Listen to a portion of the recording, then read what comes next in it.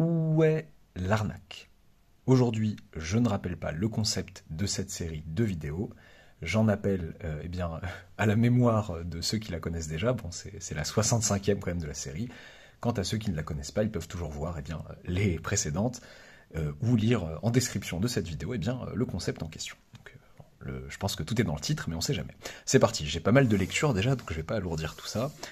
Soit un entier n supérieur ou égal à 2. On rappelle qu'une matrice Q appartenant à Mn de R est orthogonale si et seulement si la transposée de Q fois Q égale l'identité. Bon, provenance HEC et SEC 2024, le sujet de cette semaine, quoi, si vous regardez la vidéo la même semaine. Donc oui, la notation, bon bah transposée, bon bah c'est cool. Ils notent enfin des gens qui notent convenablement une transposée, pas avec un méchant grand T après, bon je plaisante.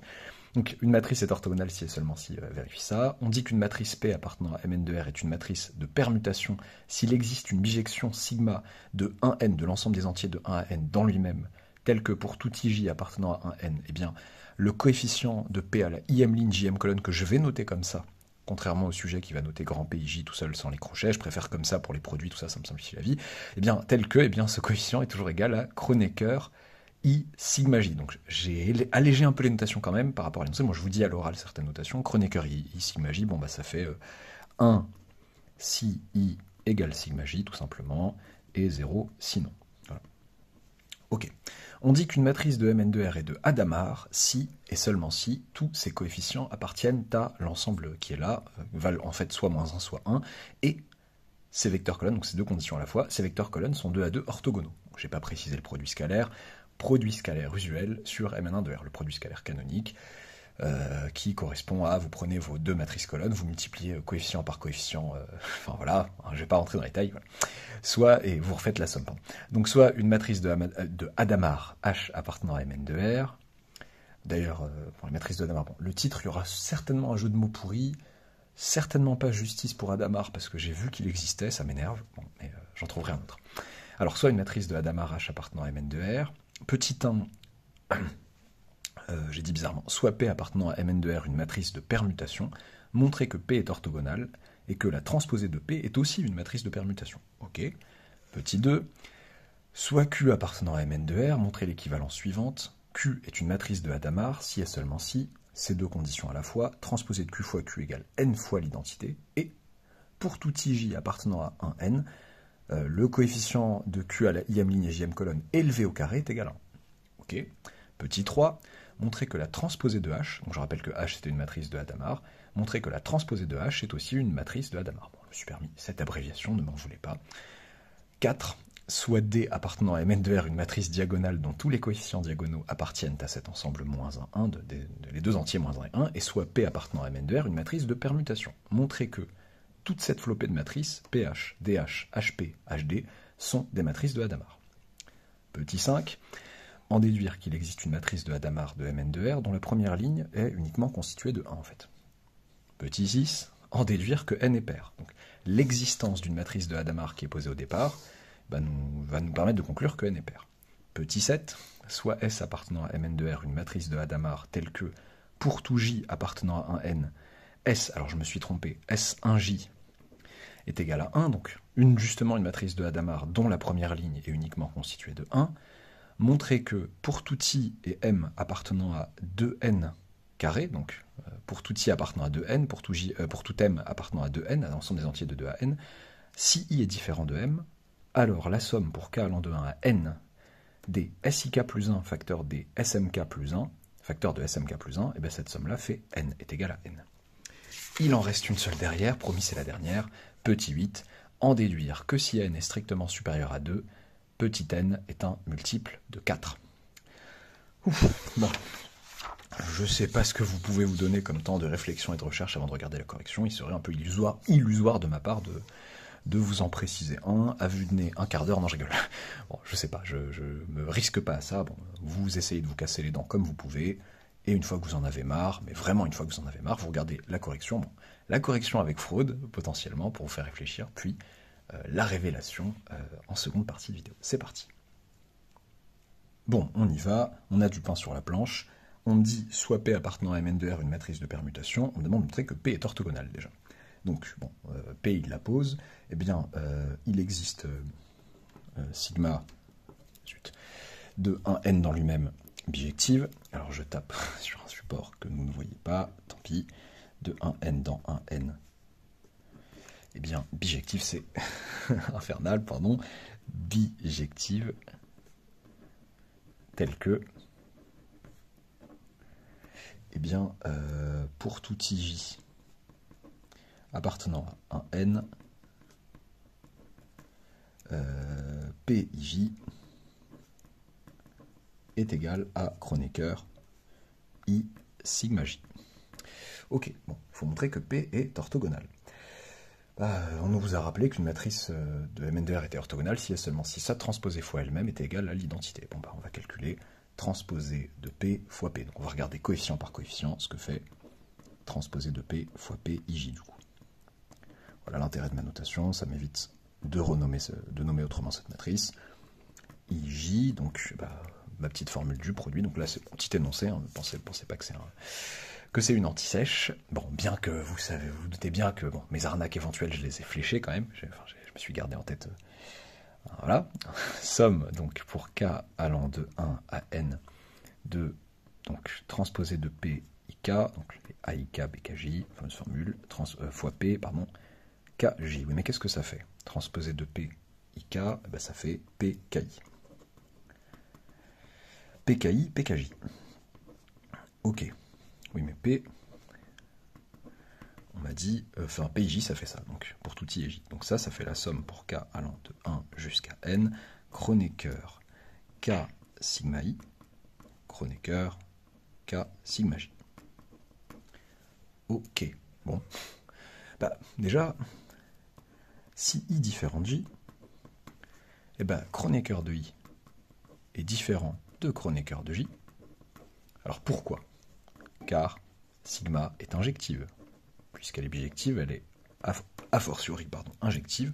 Et donc, si j'ai deux éléments différents, leurs images sont différentes. Et donc, sigma i différent de sigma j, votre pauvre k à chaque fois ne pourra pas être égal à la fois à sigma i et à sigma j. Donc ça, je rappelle que ça fait 1 ou 0. Un produit de deux termes qui fait 1 ou 0, ça ne peut faire 1 que si les deux valent 1 exactement en même temps. Que si les deux valent 1 du coup. Là, c'est pas possible. Donc, pour tout k appartenant à n, dans ce cas-là, Kronecker K sigma I, Kronecker K sigma J, ça fait 0. D'où PIJ, transposé, je fais n'importe quoi, transposé de P, PIJ, voilà. Cette matrice-là, son coefficient là, IM IJM colonne fait 0 dans ce cas-là, si I différent de J. Ok, si I égale J, eh bien, que va-t-il se passer? Bon, je vais avoir Kronecker K sigma I, Kronecker K sigma I. Donc, transposé de P, PIJ, je détaille un peu, c'est le début du sujet. C'est somme pour K allant de 1 à N de Kronecker K sigma I au carré. Ça, c'est un nombre qui vaut 0 ou 1, donc élevé au carré, ça nous fait la même chose. C'est la somme pour K allant de 1 à N des Kronecker K sigma I. Mais en fait, je rappelle que sigma I, c'est un élément de 1n de cet ensemble-là, et là on fait défiler tous les cas de 1 à n, il y en a exactement un qui vaut sigma i, donc ça me fait 1 en fait, tout simplement. Et bien qu'est-ce qu'on a prouvé? On a prouvé que transposé de P fois P, IJ valait 0 si I était différent de J, et 1 si I est égal J. Donc en fait, transposé de P fois P est tout simplement égal à l'identité. Ok, on a montré que P était orthogonal. D'où P est orthogonale. Tant mieux pour elle. Ok. Et ensuite, il fallait montrer que transposé de P était aussi une matrice de permutation. Bon. Pour tout I, J appartenant à un N, on fait semblant de souligner ou pas? Est-ce que j'ai du rouge? Du coup, oui. Tac. Pour tout I et J appartenant à un N, transposé de P, I, J, c'est PJI, c'est donc, on a dit, donc je me suis perdu, ça nous fait Kronecker J sigma I. Ok, mais Kronecker J sigma I, ça fait quoi? Ça fait 1 si J égale sigma I, 0 sinon. Mais c'est aussi égal à, 1 si I égale sigma moins 1 de J, 0 sinon. Car sigma bijective, c'est une permutation de un n dans lui-même, et de bijection réciproque, on peut noter sigma moins 1 qui va de 1n dans lui-même. Ceci est équivalent à cela. Dire J égale sigma I est équivalent à dire I égale sigma moins 1 de J. Pardon. Ok, bah ça nous fait quoi ça? Ça nous fait Kronecker I sigma moins 1 de J. Donc vous avez bien une application. Donc on dit qu'une matrice P appartenant à Mn de R est une matrice de permutation s'il existe une bijection sigma de tata, tel que pour tout I et J, j'ai ça. Bon bah ok, bah c'est le cas. L'existence d'une permutation qui n'est pas sigma mais sigma moins 1 me garantit le fait que transposé de P est une matrice de permutation. Ok. Il y a une part de moi qui dit si seulement pour la question 1 j'ai pris tout ce temps. Bon, ça va. Qu'est-ce que ça va faire x8? Je plaisante. Mais voilà, on ne brûle pas les étapes. Ça prendra la longueur que ça prendra. Alors, soit Q appartenant à Mn de R, on nous demande de montrer l'équivalence suivante. Alors, Q est une matrice de Hadamard si et seulement si ces choses-là. Donc je vais y aller par étapes. On va voir ce qu'on va voir. Si Q est de Hadamard, matrice de Hadamard, et je me permettrai d'autres abréviations d'ailleurs. Si Q est de Hadamard, on m'a dit que déjà tous ces coefficients appartiennent à moins 1, donc pour tout IV appartenant à un n, Q IJ appartient à moins 1, donc déjà la partie QIJ carré égale 1, ça va. Rassurant. Ok. Bon, il faut aussi que la transposée de Q fois Q me fasse n fois l'identité. Je sais aussi que les matrices colonnes qui constituent Q eh bien, sont 2 à 2 orthogonales. Bon, on va essayer de voir ça. On va essayer de s'en servir. Et il faut que je calcule, enfin, un transposé de Q fois Q. Donc les coefficients de transposé de Q fois Q. Transposé de Q, Q, IJ, ça me fait somme pour K allant de 1 à N, transposé de Q, IK, donc ça fait QKI, Q, KJ. Et là, je reconnais exactement. Eh bien, qu'est-ce que c'est en fait? Ça veut dire que la ligne, à chaque fois, je prends la même ligne et je somme. Donc, en fait, je fais le produit du coefficient à la kème ligne im colonne, kème ligne jm colonne, et je fais la somme de ces coefficients. Donc, en fait, ce que je fais, si je voulais nous faire un petit truc pour expliquer, eh ben, je regarde la im colonne, je regarde la jm colonne, qu'elle soit la même ou pas d'ailleurs, et je fais ça fois ça, plus ça fois ça, plus ça fois ça, plus ça fois ça. Okay. Bon. Et ben ça, tout simplement, ça fait, puisqu'on m'a dit que les colonnes étaient... ah oui, pardon. On m'a dit que les colonnes étaient 2 à 2 orthogonales. Donc je vais devoir distinguer K, donc si I différent de J. Eh bien cette chose fait 0 en vertu de ce que j'ai expliqué. Cette somme-là, pour K allant de 1 à N, des Q, KI, Q, KJ est égale à 0. Je ne vous dis pas, c'est bien ce que j'avais. Ok. Égale 0. Donc, zut, transposé de Q fois Q, IJ est égal à 0. Maintenant, si I égale J, somme pour K allant de 1 à N des Q, KI, enfin, du coup, je peux aller plus vite, transposé de Q, QII, ça fait ça, KI au carré en fait. Et du coup, ça nous fait, puisque les QKI sont tous égaux à moins 1 ou 1, bon, élevé au carré, ça fait toujours 1, ça fait la somme pour K allant de 1 à N des 1, et ça fait N. Bah, c'est parfait ça. Transposé de Q fois Q a les mêmes coefficients exactement que la matrice N fois identité. D'où TQQ égale NIN. Ok. Bon. C'est bon, donc j'ai ça, et ça aussi. Donc le premier sens est validé. Il faut maintenant montrer que si j'ai ça, alors Q est une matrice de Hadamard. Bon. Alors réciproquement. Bien déjà, si transposé de QQ égale NIN, Et pour tout ij appartenant à n, ça me paraît très dur, q ij au carré égale 1, donc on a déjà, que pour tout i, je ne sais plus écrire, pour tout ij appartenant à un n, eh bien on a déjà que qij, chaque coefficient appartient à -1, à cet ensemble-là. Ok. Bon, ça c'est cool. Et maintenant, qu'en est-il des matrices colonnes constituant Q, soit des vecteurs colonnes de Q, soit ij appartenant à un n, tel que i différent de j. Ok. Eh bien, bon bah là, c'est le même. Enfin, je me pose même la question de savoir si j'aurais pu raisonner par équivalence, mais c'est pas grave. Eh bien, transposer de Q, qu'est-ce que je voulais faire? Non, c'est pas ça. Je voulais calculer la somme pour K, bon, je reprends mon calcul là, somme pour K allant de 1 à N des QKI, QKJ. Ça nous fait, exactement le calcul de tout à l'heure, ça nous fait, le bruit a dû être super sympa, TQQIJ.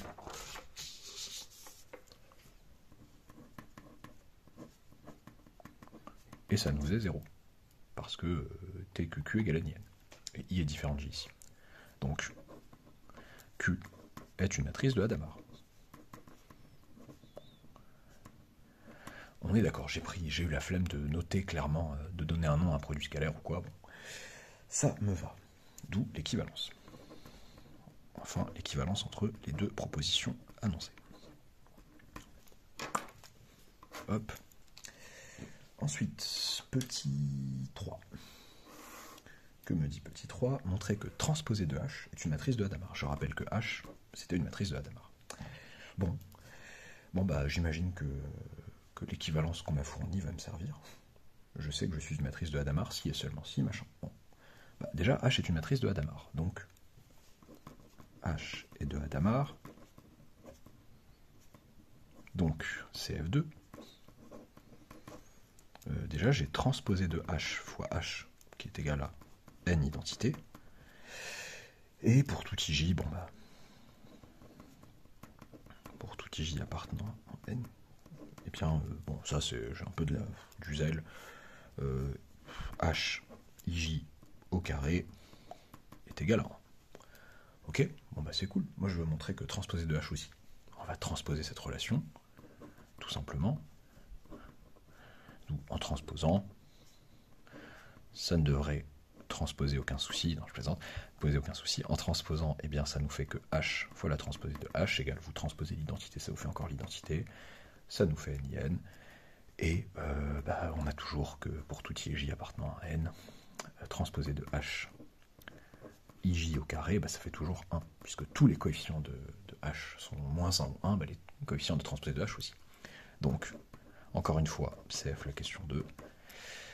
Transposé de H et de Hadamard, tout va bien. Ok. Alors, petit 4. Soit D, une matrice diagonale dont tous les coefficients diagonaux appartiennent à -1, donc égaux à -1 ou à 1, et soit P appartenant à MNR, une matrice de permutation.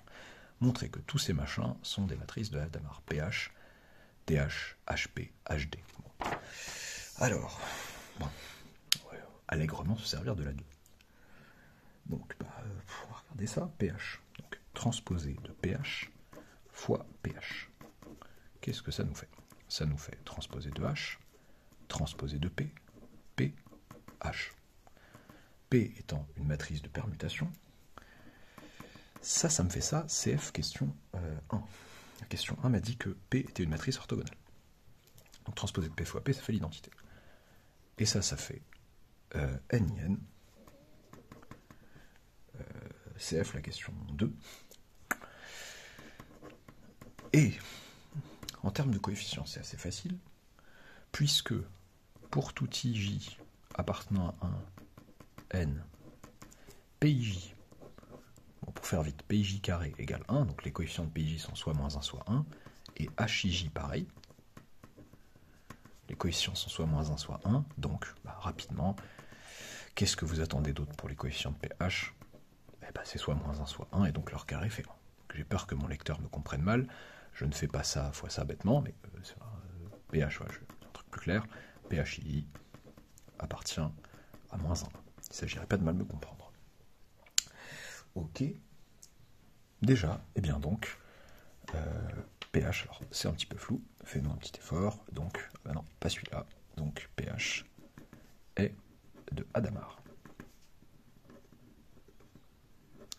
Ok, bon, maintenant, on parle de DH. Bon, bah, transposé de DH fois DH, ça nous fait transposé de H, transposé de D, D, H, oui, mais transposé de D, c'est pareil que D. D est une matrice diagonale, donc symétrique, donc ça fait D au carré fois H. Et comme D est une matrice diagonale dont tous les coefficients sont égaux à 1 ou moins 1, bah D au carré, ça fait l'identité.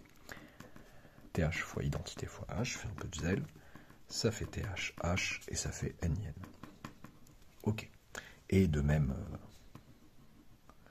que pH, eh bien, pour tout IJ appartenant à N, DH IJ au carré, ça nous fait 1. Ok, donc DH est de Hadamard. Ok, il me reste HP et HD. Mais flemme un peu de réécrire tous mes arguments, je vais essayer d'y aller de manière plus rusée. Je vais regarder ce que fait que la transposée de HP. Transposée de HP, c'est transposée de P, transposée de H. Avec transposée de P orthogonale, transposée de P, je voulais dire, matrice de permutation, CF question 1, et TH de Hadamard. CF, question juste précédente, là c'était la question 3. Donc, en vertu de ce qui précède, en vertu du fait qu'on ait montré que pH était toujours de Hadamard pour P de permutation et H de Hadamard, eh bien, transposé de HP et de Hadamard, puis CF3 encore, transposé de HP, c'est-à-dire HP, est de Hadamard. Voilà, Had, ça va être Hadamard, ok, flemme. Ok, donc HP de Hadamard, de même. Et bien, transposé de HD, ça me fait transposé de D, transposé de H, avec transposé de D, diagonale, à coef diagonaux, appartenant, bon, je me permets vraiment toutes les variations, là, appartenant à -1, et TH de Hadamard, d'où, avec la même logique, HD est de Hadamard. Bon, toutes les matrices demandées sont de Hadamard, tout va bien. Ok, en déduire qu'il existe une matrice de Hadamard de Mn2R, dont la première ligne est 1, 1, 1, 1, 1, et c'est tout. En fait, je pensais qu'il y avait une suite. Ok, une matrice de Hadamard, dont toute la première ligne est constituée exclusivement de 1. Bon, je sens que je vais pouvoir me débrouiller facilement. En fait, il suffit de me débrouiller et de prendre... Qu'est-ce que je vais prendre? Je vais prendre... Ouais. Je vais m'amuser à prendre une matrice, multiplier H par une matrice diagonale, bien choisie. En permutation, je me sens un peu... je le sens pas trop. Donc, si je prends une matrice diagonale... Ouais, je vais faire ça. Je vais prendre une matrice. Ça, c'est mon brouillon un peu. Là, si je prenais H, bon, j'ai mal choisi. Ça va plutôt être ça, mon brouillon. Hop, hop, hop, hop. Le produit matriciel se fait ligne par ligne fois colonne. Ok. Moi, ce que je veux, c'est uniquement des 1 ici. Et bien, il suffit que je dise, ok, bon, les coefficients de H, je ne les connais pas ici, donc ça serait H 1, 1, H première ligne, deuxième, etc. Et si je les multipliais intelligemment par des trucs, pour qu'à chaque fois, ça me fasse exactement 1 à la première ligne. Bon. Là, ce qui compterait, ce serait... Bon, c'est une matrice diagonale. Imaginons que c'est une matrice diagonale. Bon, lambda 1 jusqu'à lambda n. Bon. Il suffirait que lambda 1 et h1 soient de même signe, soient égaux tous les deux, en fait. Si h1 vaut 1, lambda 1 vaut 1, et moins 1 si h1 vaut moins 1, ok, c'est parfait, le tour est joué, je vois l'idée. Donc, on va dire soit D égale la matrice diagonale H11, H12 du coup, jusqu'à H1n. Ok, donc la matrice, je peux la formaliser, hein. Je peux dire que c'est voilà, la matrice de la coefficient diagonaux sur lambda i telle que lambda i égale H1i. Eh bien, qu'est-ce que je peux dire? Je peux dire que donc, HD, quel que soit ij appartenant à un n, eh bien HD I J, qu'est-ce que ça nous fait? D'ailleurs, est-ce que je m'en fiche de HDIJ? HD, je voulais dire 1J, donc quel que soit J appartenant à n, HD1J, ça nous fait la somme pour K allant de 1 à n, DH1K, DKJ.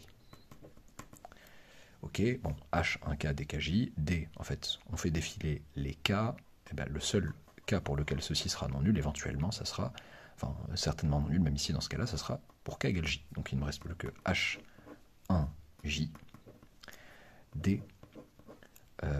DJJ, ce qui me fait H1J, donc 1J. Ça me fait donc H1J au carré, et ça me fait 1. Ok. Donc, HD est de Hadamard, CF question 4, et sa première ligne, il faut que je m'applique un peu, est uniquement composée de... Bon, il faut que ce soit clair quand même, tac. Tout va bien. D'où l'existence d'une matrice de Hadamard de Mn de R dont la première ligne est uniquement constituée de 1. Super.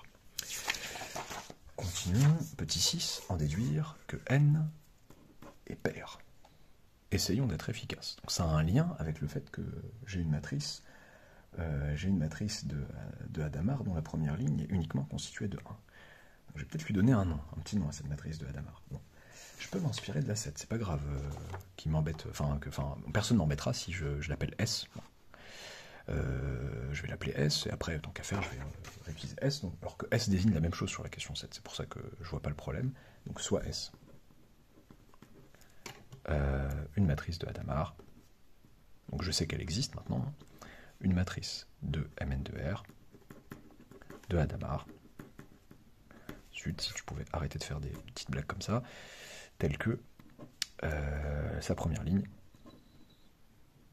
ou deux premières lignes, 1, 1, 1, 1, tac. Bon, ok, qu'est-ce que je peux faire avec une telle matrice? Bon, la première ligne, c'est déjà fait. Maintenant, si je prenais deux colonnes différentes de cette matrice, donc ça m'est permis, parce que n, dès le début de l'énoncé, n est un entier supérieur ou égal à 2, soit J appartenant à un n, tel que J différent de J'. Moi, je sais que la somme pour K allant de 1 à n des SKJ, SKJ' est égal à 0. Ces deux colonnes sont orthogonales. Mais la première ligne fait 1. Si je prends le premier coefficient, pour K égale 1, S1J ça fera 1, et S1J' ça fera 1 aussi. 1 plus la somme pour K allant de 1 à n des SKJ, SKJ' est égal à 0. Ok, pourquoi est-ce que je fais ça? En fait, ça, quand on parle de parité de n ou quoi, j'essaie de faire apparaître des résultats sympas. Bon, là, j'ai un 1 tout seul, j'ai une somme qui est là. Qu'est-ce que je peux en faire? Que valent ces termes-là? Chacun de ces termes-là appartient à moins 1. Donc, vaut soit moins 1, soit 1. Réfléchissons un peu. Ça veut dire que somme pour k allant de 1 à n de s kj... Alors, pardon, déjà je me trompe, je vous arnaque sans le vouloir, là. Somme pour 2 à n. Des skj, skj' est de même parité que, eh bien, le nombre de termes qu'il y a là, n-2 plus 1, c'est-à-dire n-1. C'est de la même parité que vous mettiez des plus 1 ou des moins 1, donc vous mettez une somme, vous mettez 1 plus 1 plus 1, moins 1, moins 1, moins 1, moins 1, bah, ça va avoir la même parité que le nombre de termes que vous avez mis. Que vous mettiez plus 1 ou moins 1, vous changez la parité en fait. Pardon. Donc, soit vous le montrez par récurrence, soit je pense vraiment que c'est accepté sans récurrence ici. Si vous voulez passer vraiment, vous voulez passer par les congruences, et bien en fait, ça sera à chaque fois congru à 1 modulo 2 si vous voulez. Vous n'avez peut-être pas tous fait des congruences, ouais. Je parle à des ECG, je plaisante. Hein. En vrai, vous n'avez peut-être pas fait tous fait des congruences, vous n'avez pas forcément fait maths experte, et pas d'arithmétique, ou très peu d'arithmétique en prépa, pour certains. Si vous n'êtes pas en ECG, vous avez le droit d'écouter la vidéo, bien sûr. Alors, en fait, l'argument est simple, c'est que vous mettez, que ce soit plus 1 ou moins 1, à chaque fois, vous changez la parité par rapport à la somme précédente. Vous pouvez me faire une récurrence rapidement si vous voulez le montrer. Flemme de le montrer par récurrence.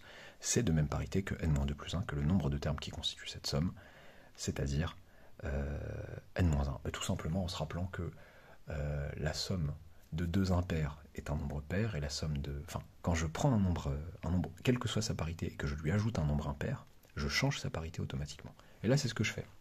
À chaque fois, je rajoute, pour 2, k égale 2, bon, j'ai un nombre impair, plus 1, plus pour k égale 3, je rajoute un nombre impair qui est soit moins 1, soit 1, donc ça devient pair, puis impair, puis pair, et ainsi de suite.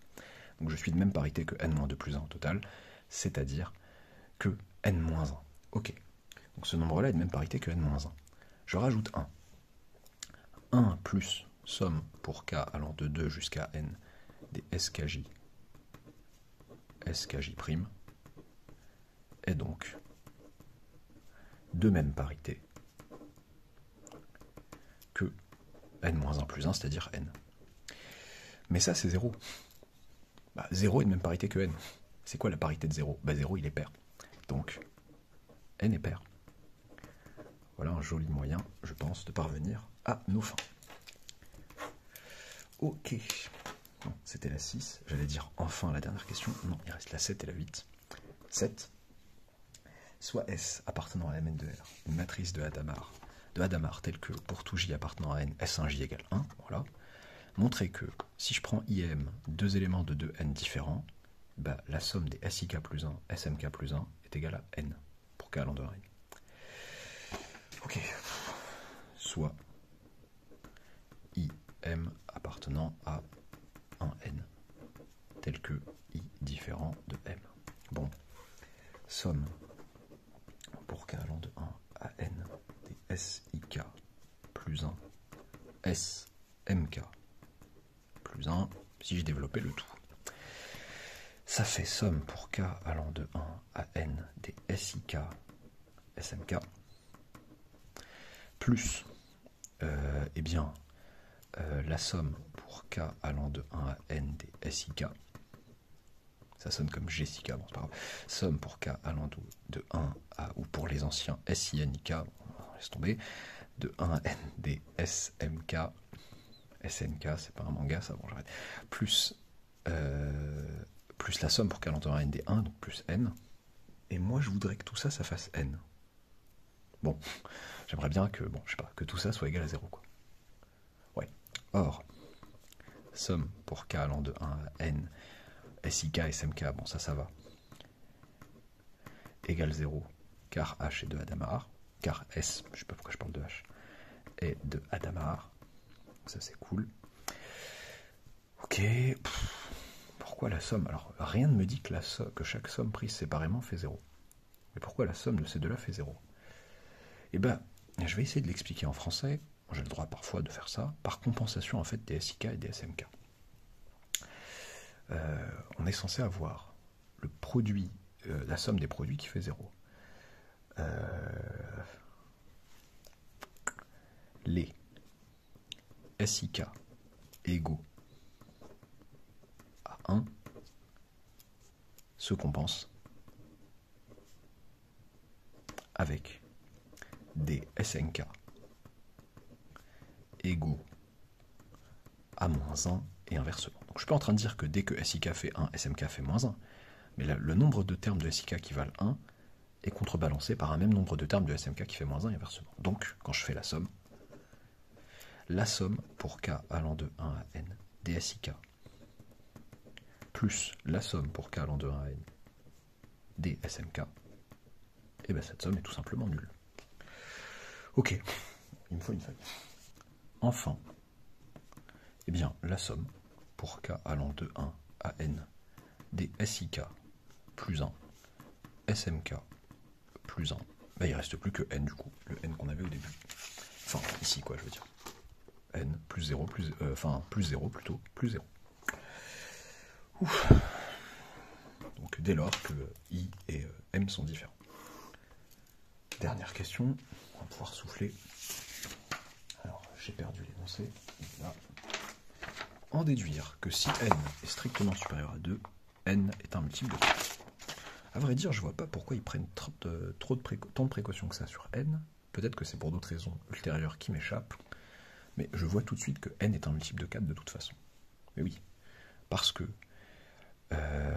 pour tout k appartenant à un n, eh bien, SIK plus 1 est un multiple de 2. Enfin, parce que SIK, ça vaut soit -1, soit 1, donc ça vaut soit 0, soit 2. Et SMK plus 1 aussi vaut soit 0, soit 2. Vous faites un produit de nombres qui valent soit 0, soit 2, bah, ça veut dire que le produit que vous allez obtenir, il appartient à 0,4, c'est-à-dire il vaut soit 0, soit 4. Vous sommez des trucs qui valent 0 et des trucs qui valent 4, n est un multiple de 4. Bon, je n'utilise pas forcément la condition n strictement supérieure à 2, mais pourquoi pas. N est un multiple de 4 en fait, en réalité. Donc il n'est pas faux de dire, il reste vrai, que si n strictement supérieur à 2, n est un multiple de 4. Ok, un peu circonspect, mais ça ne me dérange pas. Bon, ouf. Où est-ce que je vous ai douillé? Et là, le risque, ce serait de vous avoir douillé volontairement et d'oublier ma douille. Je vais essayer de n'en oublier aucune. C'est parti, alors on reprend. Alors, question 1, garantie sans douille, a priori. Question 1, je ne vous ai pas arnaqué pour établir que si P est une matrice de permutation, elle est orthogonale et que la transposée de P est aussi une matrice de permutation. Question 2, l'équivalence sympathique entre Q de Hadamard et transposée de Q fois Q et machin, ça m'a l'air juste aussi, pas de problème. Question 3, la belle arnaque. Je suis très fier de cette arnaque et j'espère qu'elle en fera tomber. En transposant transposée de H fois H, si vous avez un peu l'habitude de matrice symétrique, vous savez qu'elle est symétrique cette matrice en fait. Je réobtiens transposée de H fois H. Donc attention, attention, transposée de H fois H égale n identité. Si vous voulez, ça implique que vous avez un résultat sympa qui est que je commute toujours avec mon inverse si je suis inversible. Donc H est inversible d'inverse qui? Eh bien 1 sur n fois la transposée de H. Et si H est inversible d'inverse 1 sur n fois la transposée de H, vous pouvez aussi écrire que H fois 1 sur n transposé de H égale l'identité. Donc le 1 sur n, bon, passez de l'autre côté, ça fait du n, et bien vous obtenez H fois transposé de H égale l'identité. Vous l'obtenez pour de vrai comme ça. Donc attention, pas en transposant. J'espère, enfin, je suis désolé si certains l'ont fait, à l'épreuve, je pense que ça a dû être fait par pas mal de gens, mais voilà, je pense que c'était un piège un peu méchant. Alors, bon, sinon c'était exact, je pense la 3, le reste, la 4. La 4, grosse douille aussi. Alors, grosse douille, pas sur ça, pas sur les petits calculs comme ça, là, qui étaient sympathiques, mais par contre, le fait de dire, ouais, je vais essayer de m'expliquer, blablabla, c'est pas parce qu'une matrice ne contient que des termes qui valent soit -1, soit 1, et une autre aussi, que leur produit donne ça. Prenez la matrice où il n'y a que des 1 fois la matrice où il n'y a que des 1, si vous êtes en taille n supérieur ou égal à 2, vous obtenez une matrice où il n'y a aucun 1 et aucun -1. J'appelle ça la matrice J, J au carré, ça fait NJ. Donc ça fait une matrice où il n'y a que des n. Donc c'est n'importe quoi. Non, il fallait revenir, pour la 4, il fallait revenir coefficient par coefficient. Il fallait calculer tout simplement donc PH IJ. Donc c'est la somme pour K allant de 1 à N des P IK H KJ. Il fallait voir ce que ça faisait. Bon, PIK, je rappelle que c'est... Donc il existe une permutation telle que blablabla. Donc P est une matrice de permutation. Donc ça nous fait Kronecker I sigma K H KJ. Kronecker I sigma K, ça va valoir 1 lorsque K va être égal à sigma moins 1 de I, quoi. Donc pour une seule valeur de K. Et donc ça va faire H sigma moins 1 de I J. Et ça appartient à moins 1. Donc ça reste une matrice dont tous les coefficients sont égaux soit à moins 1 soit 1. Donc tous les coefficients au carré valent 1 et donc ça permet d'avoir la même condition, la bonne condition qu'il faut pour être une matrice de Hadamard. Pareil pour... je me suis perdu. Pareil pour D, même arnaque. Quand je dis de même que machin, ça c'est faux. Il faut faire le calcul matriciel, c'est simple, avec une matrice diagonale, et ça se passe bien. Bon, la suite était sympa, mon astuce était validée a priori. Ok, question 5.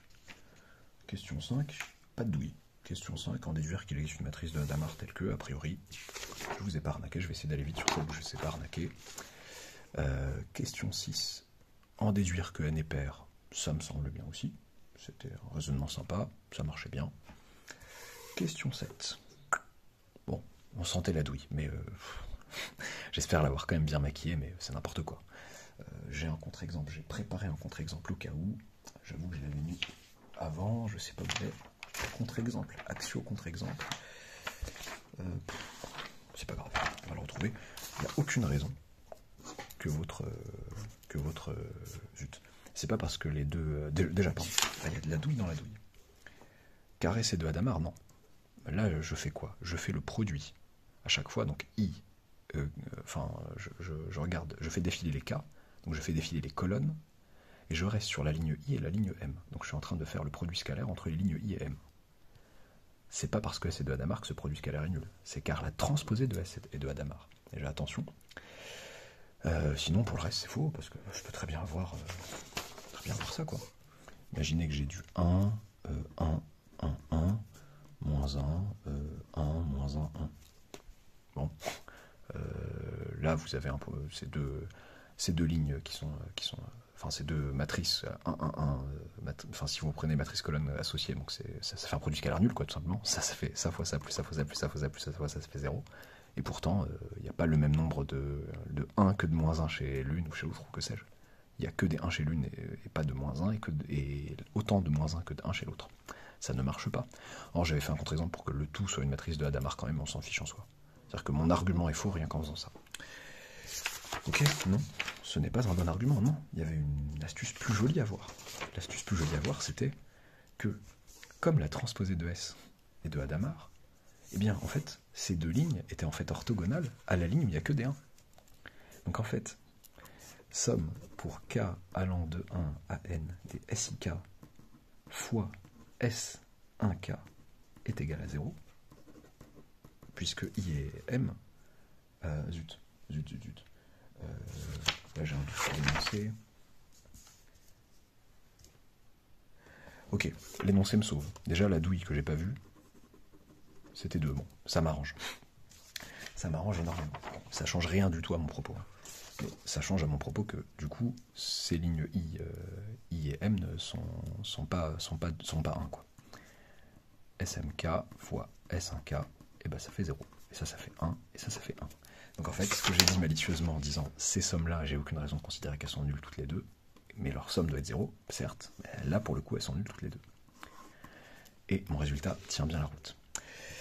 Ok, enfin, j'ai ça, et dans la 8, je dis malicieusement, oui, bon, j'ai pas besoin que n soit strictement supérieur à 2 pour être multiple de 4, mais en fait si j'en ai besoin parce que ceci n'a de sens. Il existe I, M appartenant à 2N avec I différent de M